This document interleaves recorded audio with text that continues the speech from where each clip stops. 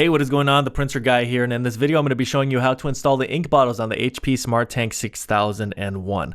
You should get black and color ink bottles in the box when you get this printer, and these are the setup ink bottles that I'm going to be installing here on this printer. Of course, you can buy third-party ink. It's going to be a lot less expensive. There's going to be a link for some third-party ink that is compatible with the HP SmartTank 6001 down in the description below.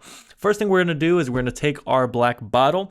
We're going to hold it up in this position, and then we're going to tip it to the side and then ultimately tip it upside down, and then you're going to click it in place. Once you hear that click, there should be ink that begins to flow.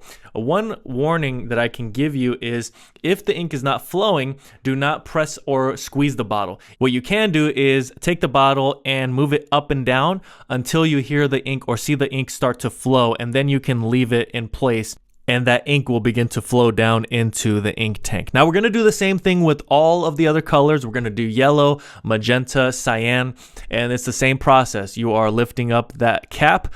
You're going to take your bottle and you take that bottle, install it, click it in place, and then you want to make sure that the ink tanks are actually being filled. So you can keep an eye on that, and then you're going to move on to the next color once you are totally full. The ink bottle many times will be totally empty with the black ink. Sometimes there's leftover ink, so you're going to want to save that for later usage. After you set up the printer, it does use some ink, so then you can come back and top it off. Now this is a dye-based ink that you are installing, and so you're going to get really vibrant photos and really great prints with this type of ink. Third-party ink that I have linked down in the description below is going to be the same quality. It's dye-based ink, specifically for the HP SmartTank models. There's no chips involved with installing the ink on this printer, so that's really great when it comes to using alternative inks. All right, so we are installing our final ink bottle. At this point, we should be totally full on our ink tanks once that cyan ink is able to flow down into the tanks. I really hope this video was helpful to you. If you have any questions at all, comment below. If this video was helpful, please make sure to like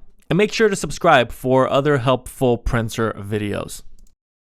Thank you so much for watching until the end of this video. I handpicked 2 videos that are here on the screen for you to watch next. Also consider subscribing to this channel.